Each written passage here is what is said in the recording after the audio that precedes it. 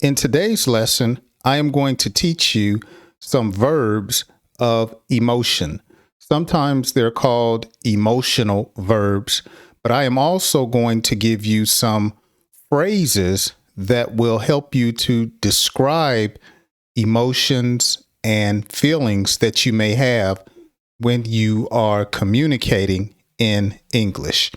Now, as always, make sure you hang around until the end because I will have several quiz questions at the end of each section of today's lesson. So I hope you're ready to learn and have a good time. So, verbs of emotion and phrases are used to describe or reflect a person's state of mind, their feelings, or their perception. So today's lesson is actually going to be beneficial because I am going to teach you these verbs that you can use in everyday language. And we're going to have a good time. And I hope that you enjoy the lesson. So let's get right into it. So one verb that you can use for emotion or a phrase that you can use that will describe your emotion is to tell off. To tell off. Now, when you tell someone off, you're pretty much describing your anger about a person or a situation. So you might say, when she gets home, I'm going to give her a piece of my mind and I'm going to tell her off. So when you see her, for whatever reason, you want to express your anger. So you might say, I told him to put gas in my car. I am going to tell him off when I see him. Or you could reverse it. If someone is angry at you, you may say, why are you telling me off like that? Why are you expressing your anger? Why are you raising your voice? To tell off. To vent. To vent is a verb of emotion or an emotional verb. Sometimes in life, you need to get your feelings out. Sometimes you need to talk to someone about how you feel about a situation. It can be unhealthy to keep all of your feelings bottled up for a long period of time.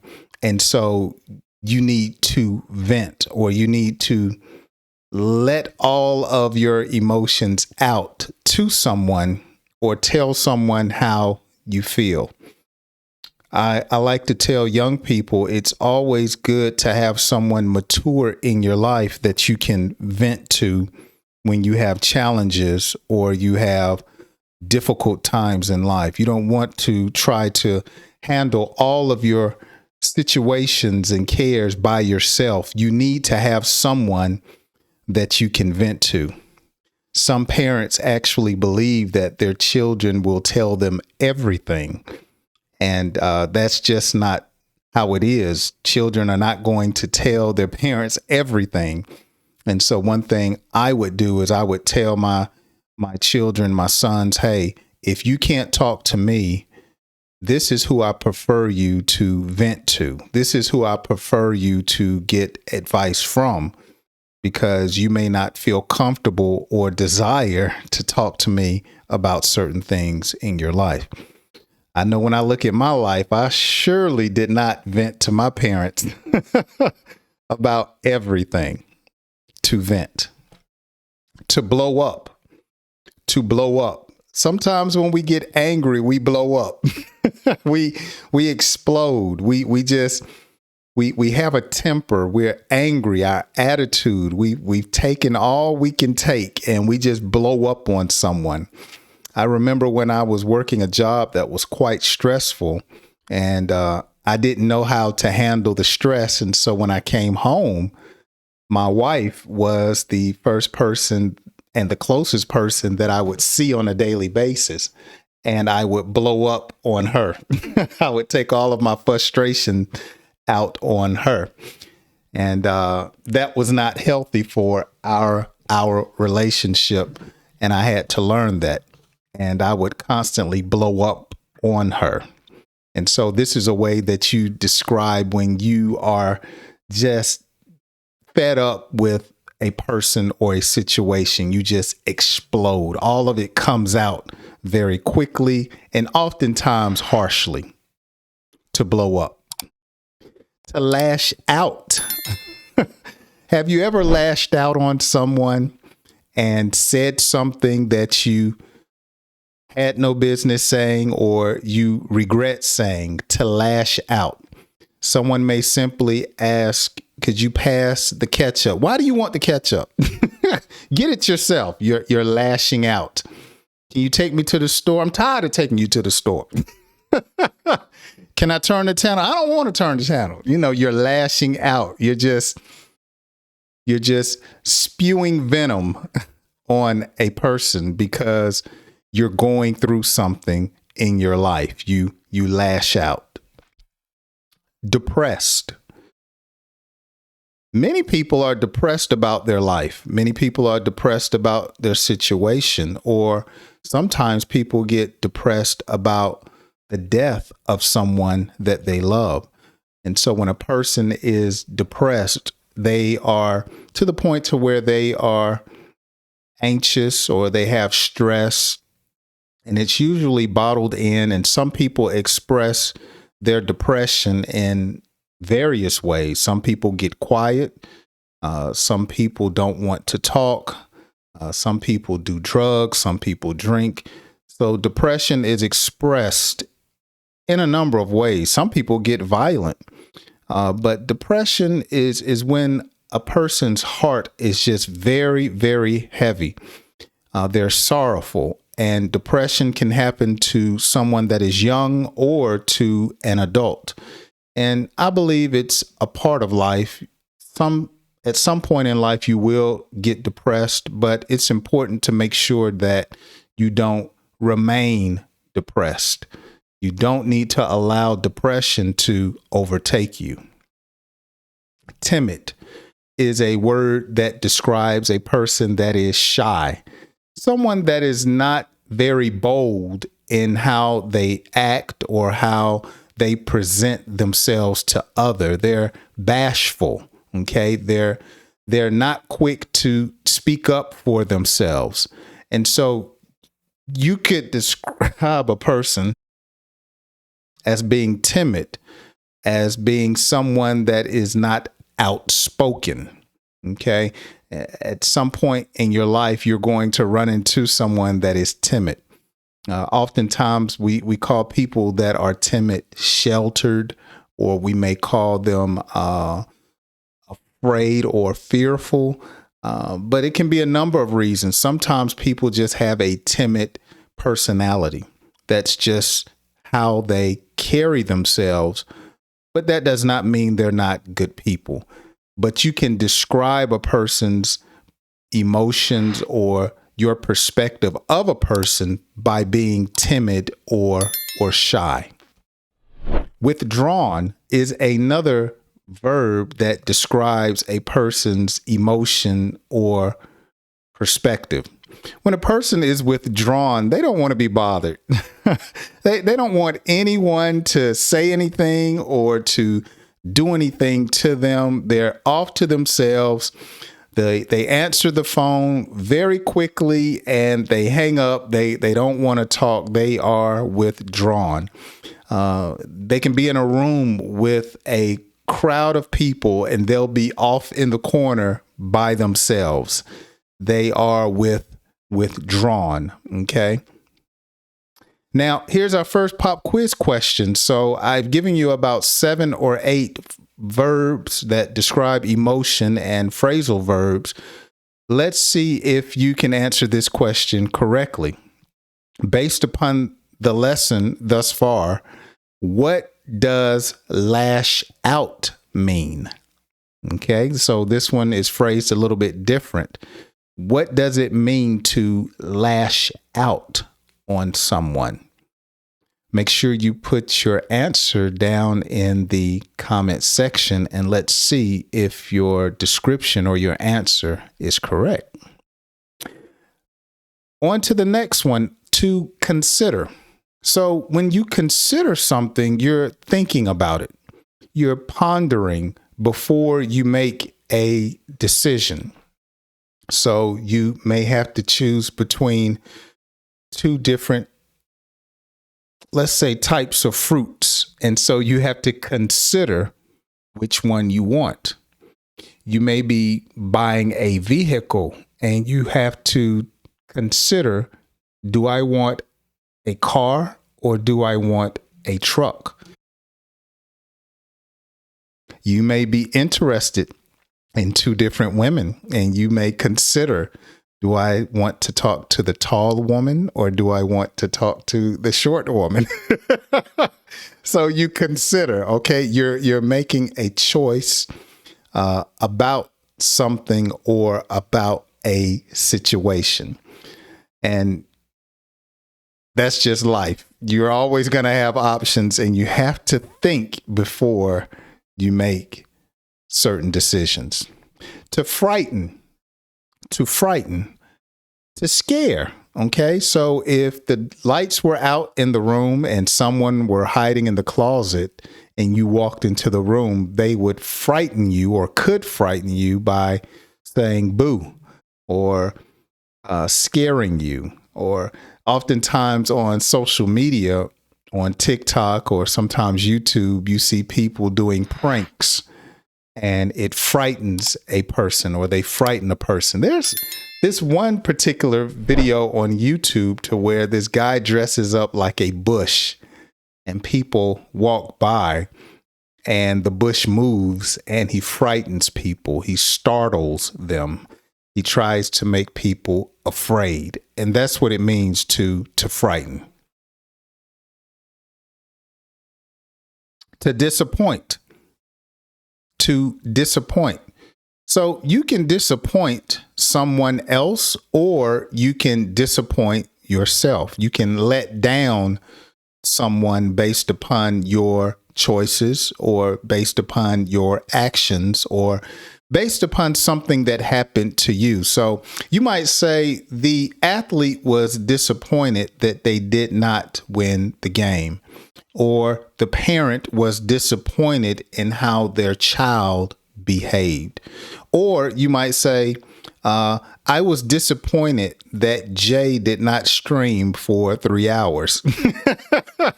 Yeah, you're going to be disappointed a lot. I haven't done a 3-hour stream before. Or I might say, I was very disappointed that you did not like and subscribe. So disappointment is when you describe a person being let down. To irritate. To irritate. So when you irritate someone, you frustrate them. You're getting on a person's nerve. Okay, you're pushing them to the edge, and they're going to blow up or lash out. So when a person is irritated, they're vexed. Okay, when my wife pops her ankles, you know, some people pop their knuckles. My wife irritates me so much for some reason. She likes to pop her ankles and I just lash out at her. Please stop doing that. Or sometimes when I'm around people, especially women, I'm sorry, that like to pop gum when they chew. I mean, they're just popping gum. That's irritating. When I was young, my father used to tell me, don't smack when you eat your food. So I would be at the kitchen table, and when I ate my food, I would smack. And that was so irritating to him. It was painful. It bothered him. And so sometimes he would make me leave until I behaved properly or had good table manners. Of course, when I was a child, I didn't see anything wrong with it. But as I got older, I found out that that was not something that you should do at the table, and it's irritating. Let me know down in the comment section. This would be funny. What is something that irritates you? Okay. When my wife pops her ankles, that's irritating. Okay. When people spill something or don't clean up after themselves, to me, that's irritating. Okay. When you help someone, but then they're less likely to help you. That's so irritating. To bore. So when someone is bored, they're actually not able to concentrate. Okay. I hope that my lessons are not boring to you. Okay. I hope they're not putting you to sleep. So when something is boring, it causes a person to lose interest. There's no enthusiasm. There's a lack of concern. People get bored in class. There are certain movies that are boring. There are certain people that are boring. And so this is just a part of people's personality and a part of life. Some things, I'm sorry to say, they're just going to be boring. All right. To confuse is another verb that describes emotion. So when a person is confused, they're perplexed or they lack understanding. Okay, that's probably the best way to describe to confuse. They're baffled. They're puzzled about a particular thing. Have you ever seen an elderly person try to operate a smartphone? Sometimes it can be confusing, all right? Or sometimes there are certain math problems that are confusing. And even at times, learning to speak English can be confusing, okay? It can be complicated. It can be difficult. It can be a little perplexed when it comes to learning or grasping how to do a thing.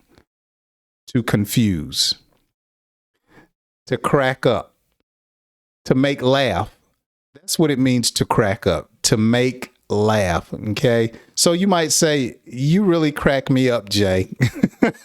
Last week, someone left a comment and they basically expressed how my laughter cracks them up. And I've been hearing that since I was in grade school. For some reason, people think that my laugh is pretty funny. So that's just a part of my personality. So to crack up means to laugh or to be or find funny. All right, here's our next pop quiz question, and it's a fill in the blank. So let's see if you can get this correct. I had to blank what job was best for me because it was a difficult choice. So based on the section that we just did, what verb of emotion would you use to fill in the blank? I had to blank what job was best for me because it was a difficult choice. Let's see if you can get this one correct as well. Okay, our last section for today's lesson, to appreciate. So when you appreciate something or someone, you are glad about a particular thing or about a particular person. You are thankful. Okay. You show respect. You admire a person. You cherish or treasure what someone has done for you. Okay. Some people express their appreciation for the lessons, and I am grateful. I appreciate you. Okay. I think children should appreciate their parents because it takes a lot to raise a child. So you might say to someone, I really appreciate you. Or you may say, look, you show me no appreciation. Okay. So remember, to appreciate means to value, to cherish, or admire. Another verb of emotion or phrasal verb of emotion is to stir up. Now, someone that stirs up something, it's not talking about like in a pot or a pan when you're cooking. To stir up actually means to cause problems. So you might say, why are you stirring up trouble? Okay. Why are you talking to me like that? You're getting me stirred up. Okay. So to stir up means to cause someone to get angry or to get upset. So you may say, she's just stirring up some mess. He's just stirring up some trouble. The officer came to the citizen and asked for their ID, but the citizen stirred up trouble and refused to obey the police officer. Stir up. Freak out. So to freak out means to just not to act sound. Okay. You're freaking me out. Okay. The way you're talking, you're freaking me out. You're scaring me. Okay. You're making me anxious or apprehensive. I'm to the point to where I am concerned about a situation. So for instance, you might say, I was freaking out when I called her 3 times and got no reply. Okay. I freaked out when my teacher told me I failed her class. Yeah. So I freaked out. What? I failed? So I was getting upset, anxious. Okay. I was afraid of what would happen. And so that is a phrase that we use here to where we describe to where basically we're just about to go crazy. Okay. If my son came home crying and bleeding, you might say, man, I was freaking out when I saw you. I thought that you were hurt. Okay. I didn't know what happened. You were crying and bleeding. I was freaking out. To tear up. To tear up. Now, this is somewhat self-explanatory. It means to cry or to begin to cry. My wife and I last week went to see a movie and it made her tear up. And I usually make fun of her. I'm like, are you crying in the movies? Now, to be honest, I didn't tell her, but the movie tried to make me tear up, but I didn't. I was strong. I did not tear up or cry. And there are some movies that will do that to you or situations, but it just simply means to express pain when you tear up, or to express sympathy or empathy, to express fear. You begin to tear up. To doubt. Okay. So when you doubt someone, it says that there's some unbelief. Okay. I doubt that you're going to get that job. I really doubt that he's going to say yes. Okay. So you have some hesitation to believe in something or somebody. There's uncertainty. So you might say, I'm going to do my best, but I doubt it may go the way I think it's going to go. Okay. Uncertainty. You know, I really doubt in your ability to do the job. Okay. So to show uncertainty or unsureness. And finally, today, the last verb of emotion is to surprise. So when you surprise, you do something unexpected or something unexpected happens to you to surprise you. You do something that someone is amazed about. They're stunned. I am so surprised that you watch the entire video. I am so surprised that you gave me $100 for my birthday. Or I was so surprised that you shared my video. I was stunned. I was amazed. Okay. I was startled. That's what it means to be surprised. You're just shocked that something happened, whether it was good or it was bad.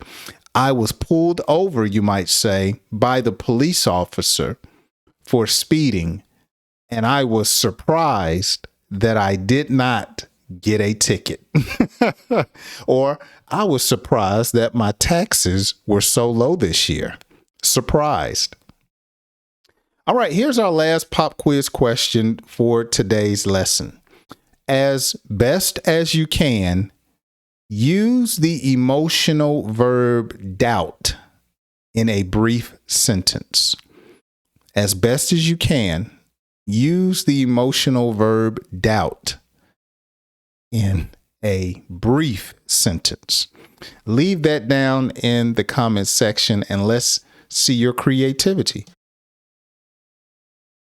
Well, that's going to do it for today's lesson. I hope you have enjoyed all of the phrasal verbs and verbs of emotion that I have taught you. Be sure to go back and watch today's lesson again to familiarize yourself with some of these common verbs of emotion and phrases, and make sure that you practice them as well. Now, if you did not know, I do have a podcast, and you can use that as a tool to help you to improve your English.